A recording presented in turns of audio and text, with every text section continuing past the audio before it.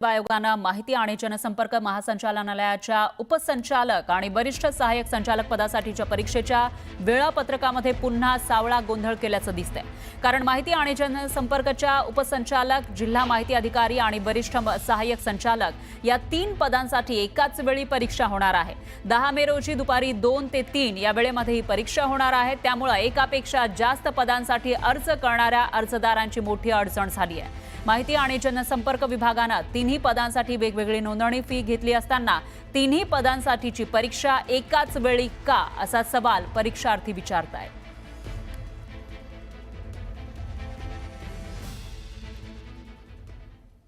यानंतर आपला महाराष्ट्रामध्ये घेऊयात बातम्यांचा वेगवान आढावा। छत्रपती संभाजीनगर महापालिकेत 2000 कंत्राटी कर्मचारी भरण्यात आले। अनेक ठिकाणी गरज नसतानाही कंत्राटदारांची भरती करण्यात आली आहे। 2 वर्षात कंत्राटदारांच्या पगारात 15,000ची वाढ करण्यात आली। मात्र हा पगार कर्मचाऱ्यांपर्यंत पोहोचलाच नसल्याची बाब उघडकीस आली आहे। पाराखडी काढली नाही म्हणून विद्यार्थ्यांना 100 पेक्षा जास्त उठाबशा काढायला लावण्याचा प्रकार पालघरच्या वसई तालुक्यातील शासकीय आश्रमशाळेत घडला। या शिक्षेनंतर विद्यार्थिनींची प्रकृती खालावली, तिला रुग्णालयात दाखल करण्यात आलं। दरम्यान शिक्षकांवर कारवाई न केल्यास सामाजिक कार्यकर्त्यांकडून आंदोलनाचा इशारा देण्यात आला। टोरेस घोटाळ्याचे पडसाद डोंबिवलीमध्ये पाहायला मिळाले होते। शेअर मार्केटमध्ये मोठा परतावा देतो असं म्हणत ग्रोथ अप इंडिया आणि अर्थयुक्ती कन्सल्टिंगच्या नावाखाली तब्बल 1,23,00,000 रुपयांची फसवणूक आता इथंच करण्यात आली आहे। या प्रकरणी 2 आरोपींना ताब्यात घेतलेला आहे, एक जण फरार आहे।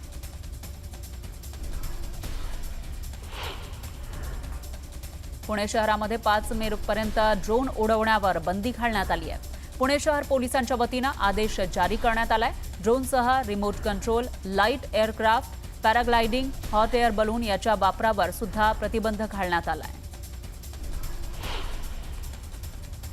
दीनानाथ मंगेशकर रुग्णालयातील गर्भवती महिला मृत्यू प्रकरणी राज्य सरकारचा अहवाल उद्या सादर केला जाणार आहे। आरोग्य उपसंचालक डॉक्टर राधाकिशन पवार उद्या आपला अहवाल पुणे पोलीस आयुक्त कार्यालयात सादर करणार आहेत। अलीकडच्या काळात डॉक्टरांमधील सेवाभावी वृत्ती कमी होऊ लागली आहे। तसंच पुण्यातील दीनानाथ मंगेशकर हॉस्पिटलमधील घटनेवरून सेवा की व्यवसाय हा महत्त्वाचा प्रश्न पडल्याचं सांगत डॉक्टरांच्याच कार्यक्रमात आरोग्यमंत्री प्रकाश आंबेडकर यांनी डॉक्टरांचे कान टोचले। दीनानाथ मंगेशकर रुग्णालय असो किंवा इतर कोणतेही रुग्णालय असो, चौकशी तर होणारच अशी ग्वाही संजय शिरसाट यांनी दिली आहे। तर आदित्य ठाकरेंना मंगेशकर रुग्णालय चालवायचं असेल तर तसा अर्ज त्यांनी करावा असा टोला त्यांनी आदित्य ठाकरेंना लगावला।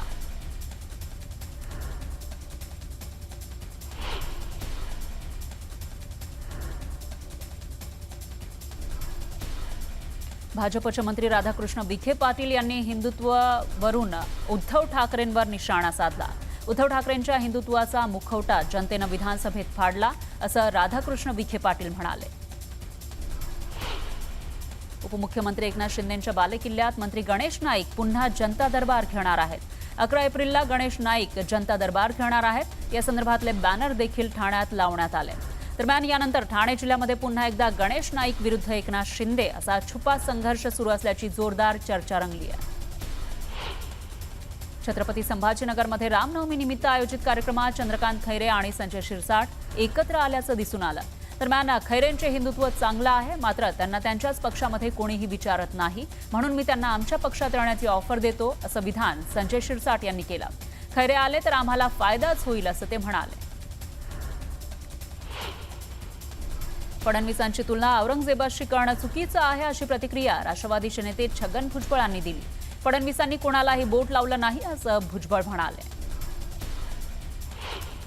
भाजप कार्यालयाच्या भूमिपूजनावेळी नितीन गडकरींनी त्यांच्या खास शैलीत भाष्य करत मिश्किल टोला लगावला। आपला पक्ष आपला परिवार आहे, जसं मुलाला तिकीट द्या असं अनेक जण म्हणतात, त्याचप्रमाणे कार्यकर्त्यांवरही प्रेम करा आणि कार्यकर्त्याला मुलाप्रमाणे वागवा असा सल्ला गडकरींनी दिला।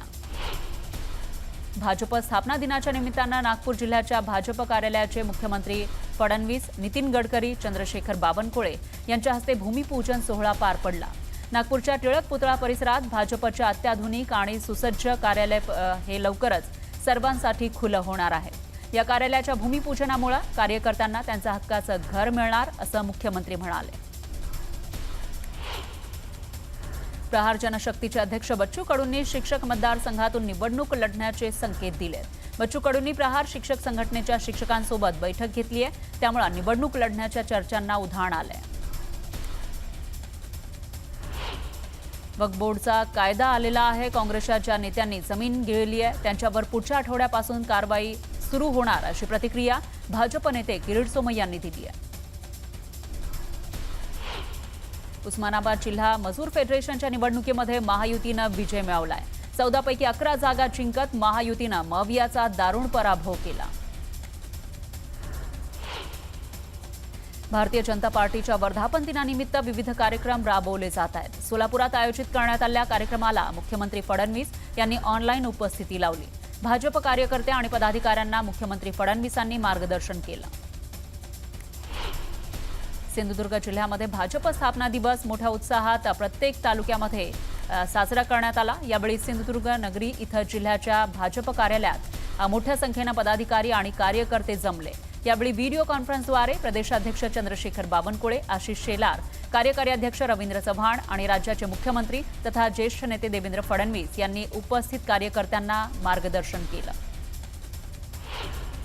मंत्री गिरीश महाजन यांचे महिला IAS अधिकाऱ्यांसोबत संबंध असल्याचा पुरावा ज्येष्ठ